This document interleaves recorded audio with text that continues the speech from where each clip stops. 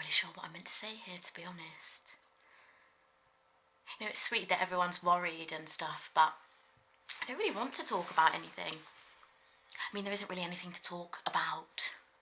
That's assuming we're here to talk about.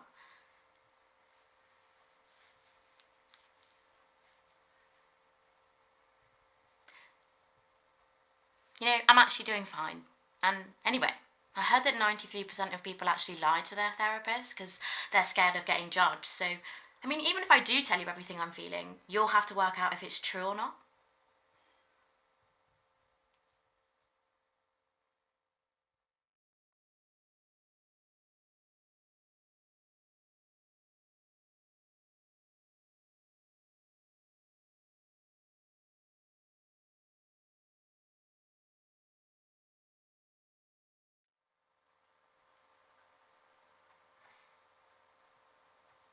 Nice files, by the way. I like how they're all grey. It's nice and professional. Well, I suppose you did that on purpose, didn't you, to provide a sense of order or something? Sorry, I don't quite know why I'm acting like the psychic expert.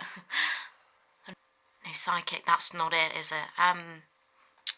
Psychosis? No, that's the hallucinations and shit. Psycho...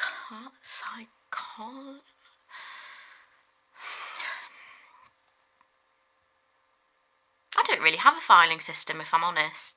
I just sort of pile up all the loose sheets in the corner of my desk and forget about... Don't write that down. Why are you writing that down?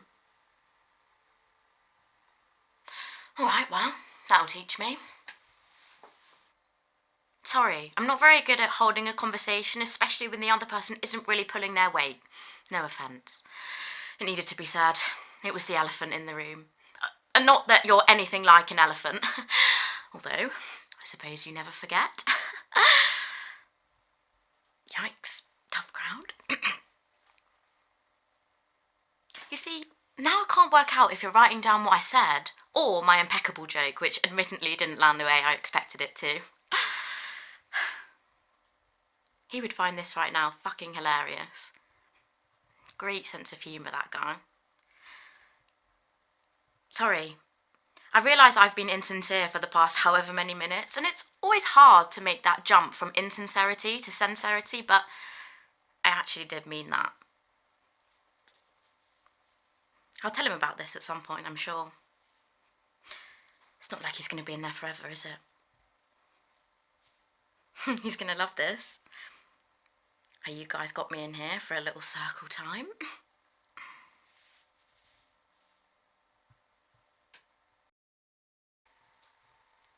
My friend Georgia said that when she came, you guys gave her some Play-Doh and asked her to play around with it whilst you made notes on what she was modelling.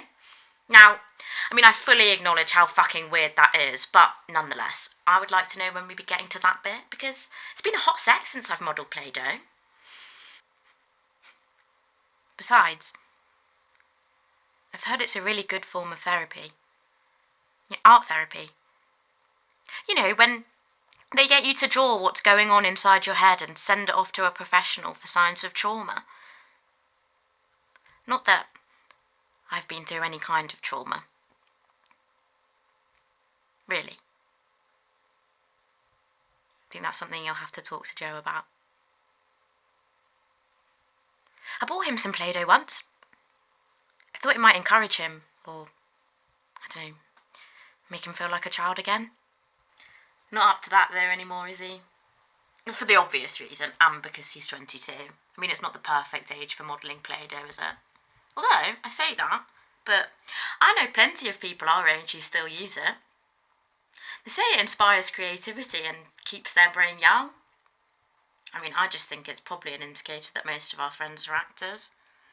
You know, they're all about keeping their imagination fresh. Well, don't write that down. Don't be judgy. Anyway, I think my imagination's fresh enough without it. You can write this down. I'm quite proud of this. You know, I never once told him he looked good in pink. I know it sounds crazy, but you know the phrase, real men wear pink? Well, I thought it might upset him if someone said anything I don't know. I guess I didn't want to give his mind any more ammunition. Have you ever thought about how we decided that girls equal pink and boys equal blue? I mean, I studied psychology myself, and we looked at gender and how these biases were created and what they mean. And do you know what I think? I don't think we have a clue why they were created and what they mean, because who in their right mind would decide that genders are associated with colours? Well, exactly, it's bullshit. Yeah, alright. Don't give me that look. You don't need to pity me, or him, for that matter. He probably thought he was making my life easier than it would be if he was out here. Yeah, no, he's happier. I think he thought I didn't know how to cope with him. But we all get lost in our thoughts. You know, I really thought we'd reached a turning point. There was a time where I thought the help we were getting was working. He'd plucked up enough courage after I said I didn't really know what to do anymore, to ask for help. And so we started by going to the GP. He got put on medication and the low points became less and less frequent. And then his mum found out. I remember when he brought it up to his parents, a fucking tough thing to do, but he did. I remember encouraging him to do it, reassuring him everything would be fine because, I mean, it's good to talk about these things, right? Wrong. It didn't go so well. In fact, I think it just made things worse. Just man up, they said to him. Boys don't cry, you're here to provide. It's just a rough patch. Push on through and you'll be fine.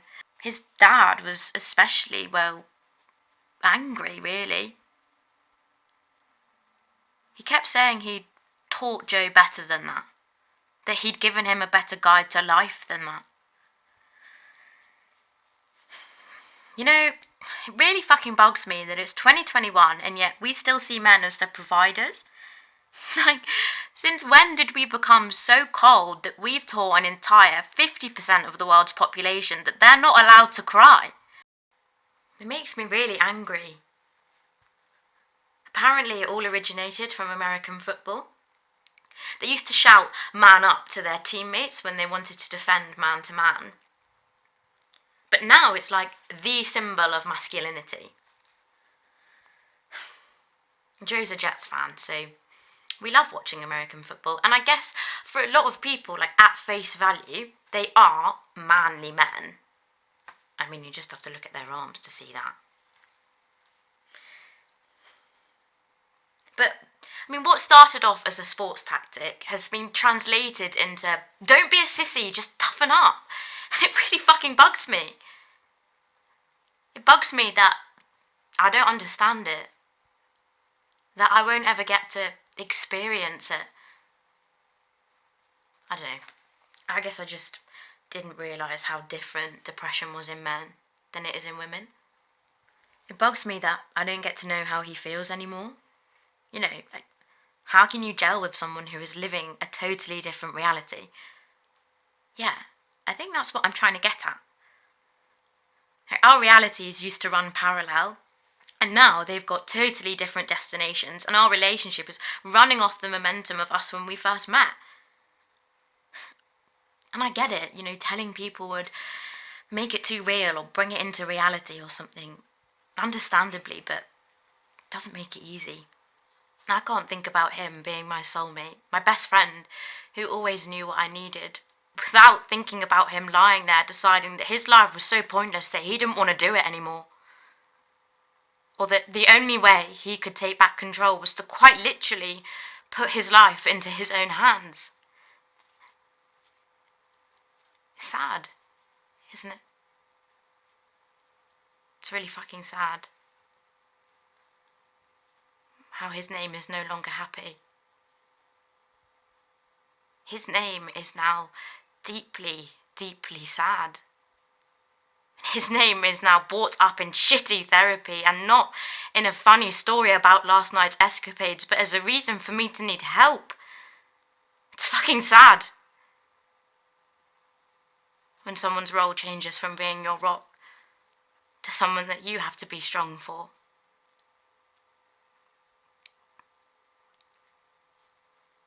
Now he's in there and people tell me it's for the best. They've also said that they can't believe I stayed with him through all this. My mum says it's a guilt thing that makes people say ridiculously inappropriate things. I reckon it's got more to do with grief and loss. His loss is deeply felt, and by that I mean I deeply, deeply feel his loss. You can grieve the loss of someone who is still living. That right isn't reserved for the deceased, contrary to popular belief.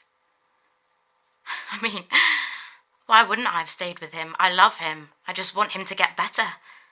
Sure, it was frustrating at times, but I never once thought about leaving him. I guess I just thought things would get worse for him if I left. So yeah, I would never leave him. I will never leave him.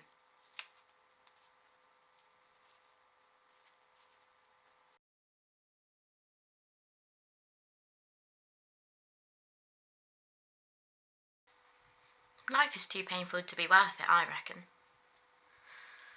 Although I suppose that's up for debate, isn't it? Not sure how lively a debate it's going to be because you're hardly Miss Chatterbox, are you?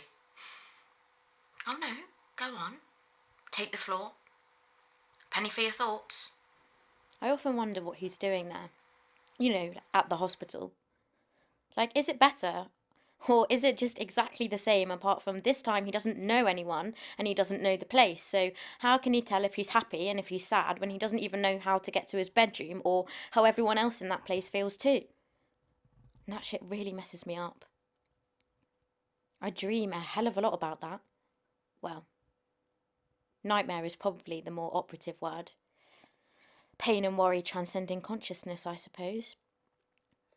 It just means I can't ever really get away from it. Like going to sleep to escape the realities of life suddenly turns into a mandatory reliving of it. You want to know something really weird? I have really cracked knuckles. Like, really, really dry. Probably eczema or the fact that I'm always fidgeting with my rings or something. Wait, no, this is going to be relevant, trust me. He also has really dry hands. And I have to drop the cream off for him. And that's the only way I get to see him at the moment. And in my head, in some really strange way, that serves as a little reminder that we're still connected. Okay, in my head that sounded a lot sweeter than it did out loud, but I mean, I suppose it is quite sweet, isn't it? Different ways of showing you're there for someone, aren't there?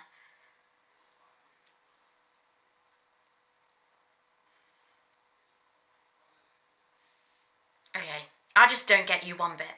Why are you not writing any of that down? Like, that was fucking gold dust for you. I have just poured my inner psyche on the table for you. Be honest. Are you a real Because you're not giving me much evidence that you are. And look, I'm not trying to invalidate your job or anything, but I mean, you're hardly meeting me halfway.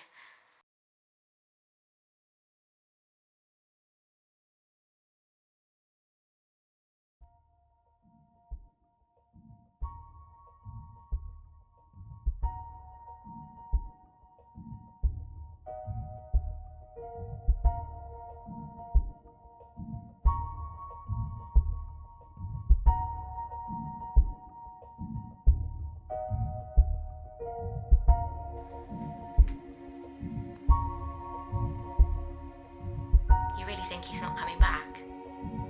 That things won't ever get back to normal? Yeah. A look says it all. Alright, well, cheers. Thanks for your time. Yeah, no, I think that's all we've got time for today. Plus, you know, I'm missing an audition. Commercial, my favourite, wouldn't miss it for the world, so I'll see myself out.